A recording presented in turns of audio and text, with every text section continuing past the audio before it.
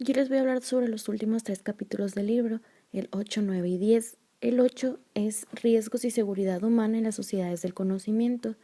Voy a empezar hablándoles sobre el conocimiento e identificación de los riesgos. Este nos dice que la abundancia de información, gracias a las nuevas tecnologías, nos puede representar una ventaja. Pero ¿qué pasa si hay un exceso de información? Es entonces cuando se nos puede dificultar tomar las decisiones. El trabajo de los investigadores, expertos y analistas produce de por sí nuevas informaciones, y la elaboración de la información mediante el conocimiento pues ilustra la capacidad de reflexión que ellos tienen al momento de reflexionar toda la información que ya se encuentra y con esta crear nuevas. También nos dice que no puede haber una estrategia al riesgo si no hay vigilancia, sin prospectiva y sin preparación y sin prevención. Sistemas de alerta y preparación de las poblaciones. En el libro se nos presenta un ejemplo de un desastre natural que fue situado en Kobe.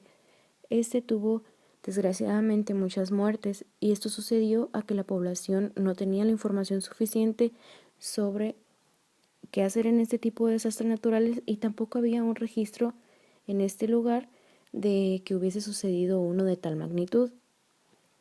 Gracias a esto, el 19 de enero del 2005, las Naciones Unidas anunciaron en Kobe su intención de crear un sistema de alerta mundial que permita transmitir alarmas tempranas para toda clase de riesgos naturales: sequías, incendios forestales, inundaciones, tifones, huracanes, entre otros. Este sistema combinará la rapidez de transmisión de las informaciones con la preparación de las poblaciones. Esto quiere decir que por sí solo el sistema que se pensaba crear en ese entonces no iba a tener el éxito deseado, ya que se necesita de la preparación de la población para poder tener un resultado eficaz.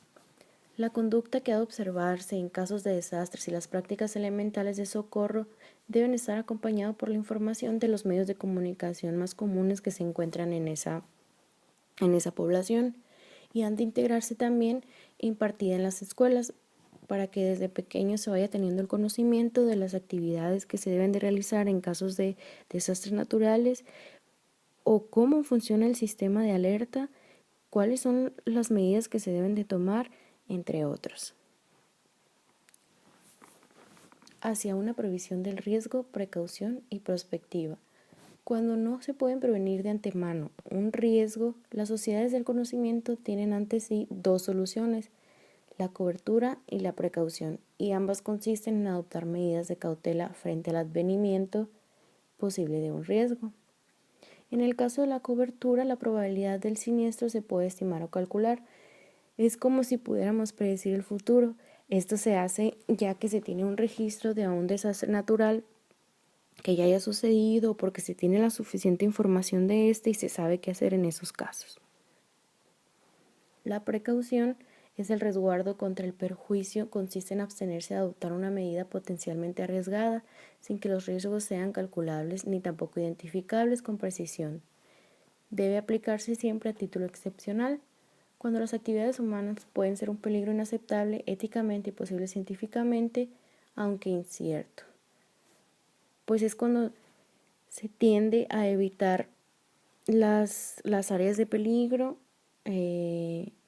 o muchas veces, como se dice, vale más prevenir que lamentar. Por ejemplo, aquí la imagen que se tiene de que se está vacunando, pues es una manera de prevenir.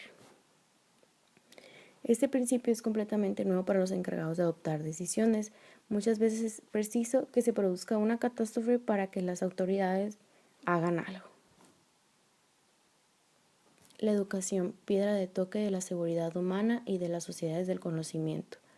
La educación permite luchar contra las formas de inseguridad. Una buena educación incita a atender más lo que es la salud propia, facilita la obtención de un empleo, pacifica en general la violencia cotidiana en las relaciones entre individuos y grupos, propicia la toma de conciencia con respecto a amenazas pasadas o nuevas y favorece por lo tanto su prevención. Y la educación es el principal instrumento que puede estimular el desarrollo de las sociedades del conocimiento. Seguridad humana y acción normativa. La confianza en el entorno cotidiano y la fiabilidad de los bienes y servicios Es una condición sin la cual no es posible garantizar la seguridad humana. La certificación de productos y servicios es esencial. La falsificación de medicamentos o la insuficiencia de los controles de los alimentos entrañan considerables riesgos directos en materia de seguridad sanitaria y alimentaria. Entonces, por todos estos puntos se dice que hay que elaborar unas normas adaptadas a las realidades locales, y que además estas normas tienen que tener sanciones positivas y sanciones negativas. Y por último, que todas estas normas tienen que tener la existencia de información bien fundamentadas, ya que si esta información no es nada creíble, pues no servirán de nada.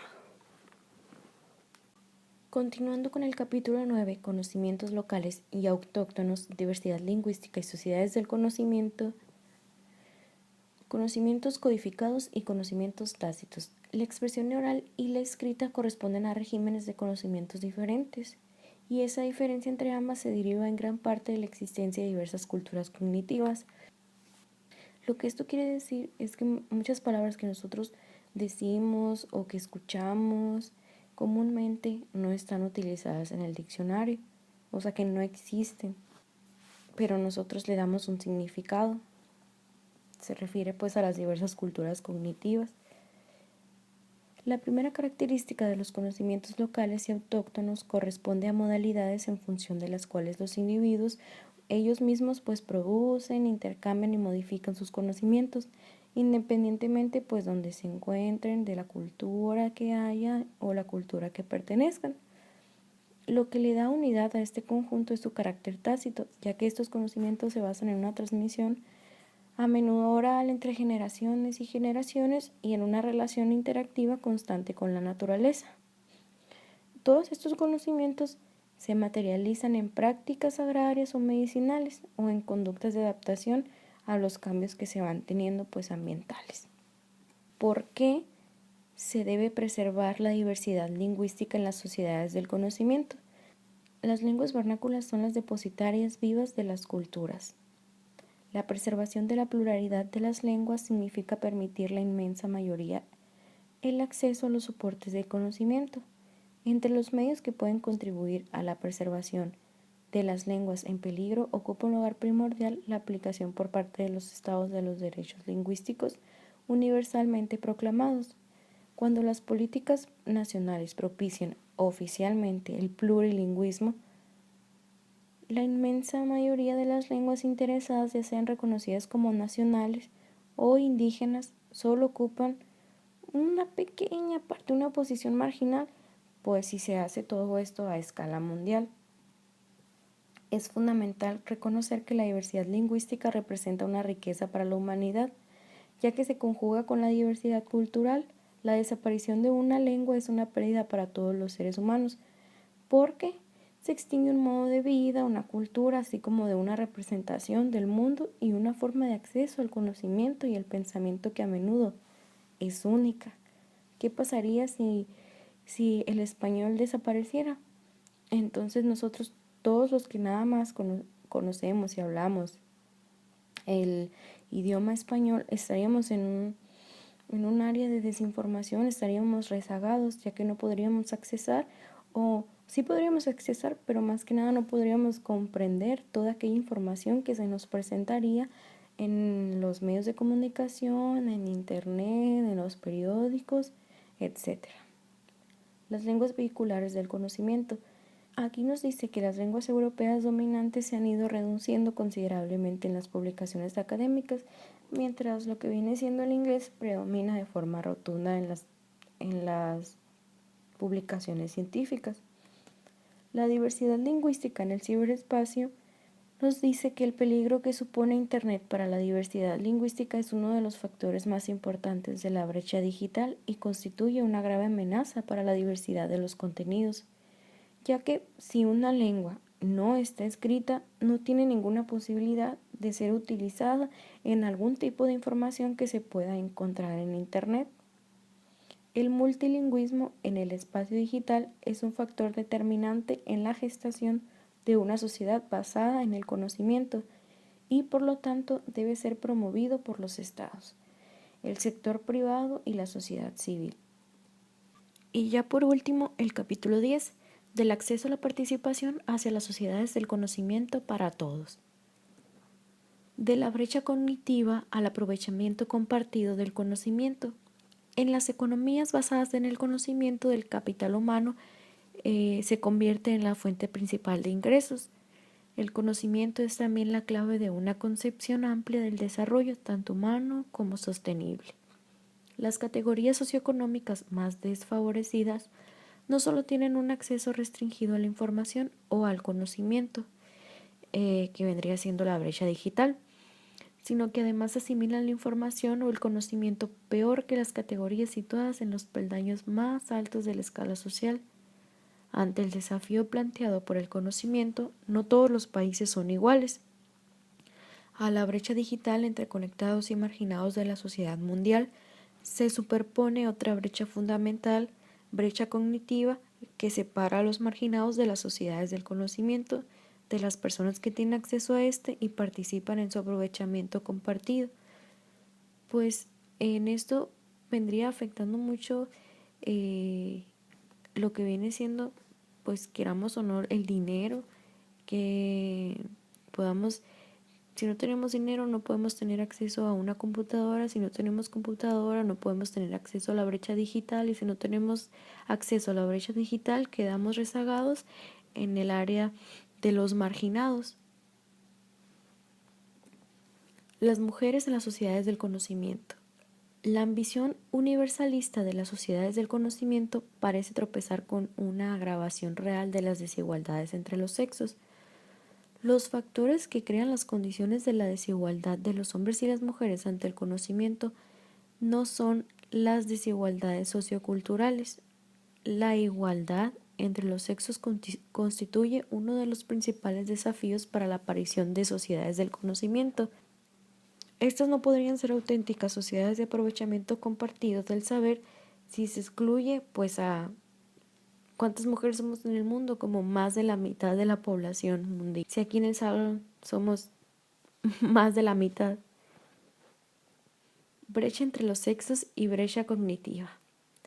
La pobreza, las discriminaciones basadas en el sexo, el analfabetismo, las barreras lingüísticas, la falta de infraestructuras y el déficit de competencias informáticas contribuyen considerablemente a obstaculizar el acceso de la mujer en la sociedad mundial de la información y por lo tanto a los conocimientos.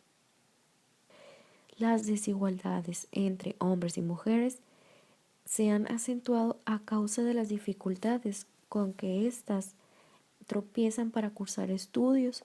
De los 785 millones que existen en el mundo de analfabetos, 2/3 partes se les atribuye a lo que vienen siendo las mujeres. Estados árabes, África subsahariana y Asia meridional y occidental. La desigualdad de sexo ante el conocimiento se manifiesta de forma diferente, pues según el nivel de industrialización de los países, porque no es lo mismo cómo se trata a las mujeres aquí, cómo se trata a las mujeres en otros países, cómo se trata a las mujeres en otros estados aquí en nuestro país, donde no se les permite muchas veces ni siquiera salir a la calle, solo estar encerrada, lavando, limpiando, haciéndoles de comida, cuidándolos a los hijos, etc. ¿Cómo restablecer la igualdad de los hombres y las mujeres ante el conocimiento? Para que las mujeres puedan beneficiarse de la misma igualdad de oportunidades que los hombres en el ámbito del saber, es importante que no solo tengan acceso a la educación que existe en general, sino que también tengan una enseñanza específicamente orientada a lo que vienen siendo las nuevas tecnologías, sobre todo aquellas sociedades donde la dominación masculina pues es muy acusada. Además, la formación de las mujeres en las nuevas tecnologías puede representar para ellas una forma de ser independientes y ellas mismas poder mantenerse, salir adelante, y muchas veces con las propias tecnologías se puede tener en casa un trabajo, ejercer diversos oficios y profesiones, como les digo, a distancia. que vendría siendo un teletrabajo. Será necesario incrementar el número de muchachas que cursan estudios superiores o ejercen el aprendizaje en profesiones científicas y técnicas. El desarrollo de las sociedades del conocimiento puede ofrecer nuevas oportunidades a las mujeres para mejorar su condición y poder salir adelante de su propia mano. ¿Cuáles son las perspectivas de la condición femenina en las sociedades del conocimiento? El lugar cada vez más importante que ocupa el saber en la vida de las mujeres les ofrece nuevas posibilidades para reforzar su autonomía en las sociedades del conocimiento. En los países de desarrollo se dice que si la participación de la mujer aumentara, la economía del conocimiento podría hacer que acelerara el ritmo de recuperación del retraso y reduciría más rápidamente a la brecha cognitiva mundial. En los países industrializados, una mejor integración de la mujer permitiría resolver diversos problemas en los próximos decenios. Pero el desafío que aquí se plantea a las sociedades del conocimiento para mejorar la condición femenina se puede resumir en pocas palabras. Mientras no se garantice a las mujeres y los hombres un acceso universal y más que nada equitativo al conocimiento, no será posible un auténtico aprovechamiento compartido de este. El conocimiento, un bien público común. El conocimiento presenta dos características notables: su rivalidad y su no exclusividad. Una vez que expira el periodo de protección garantizado por el derecho de propiedad intelectual, esas son las dos propiedades que caracterizan a un bien público. El conocimiento no puede ser objeto de una propiedad intelectual exclusiva. El saber propiamente dicho como recurso común inagotable y disponible para todos los seres humanos, si no es un bien público mundial, es por lo menos un bien público común. El conocimiento solo tiene valor cuando es compartido por todos. ¿Qué quiere decir esto? Que, por ejemplo, si yo descubro un nuevo país, una nueva isla, y no lo comparto con nadie, esto es como si este conocimiento no existiera porque no es conocido por los demás. En conclusión, pienso que se debería invertir más en educación, pero educación que sea de calidad y que se garantice la igualdad de oportunidades entre todas las personas. Además, que se multipliquen los lugares de acceso comunitario a las tecnologías de la información y la comunicación para que todos podamos estar al día, al tanto de las cosas que pasan en nuestra ciudad, en el estado, en el país, en el mundo, en el espacio, para alentar el acceso universal al conocimiento mediante el incremento de los contenidos disponibles, trabajar en conjunto hacia un mejor aprovechamiento compartido del conocimiento científico y más que nada, pues incrementar la contribución de las mujeres en las sociedades del conocimiento. Pues eso ha sido todo, muchas gracias y si tienen alguna duda, pues mis compañeros les van a responder.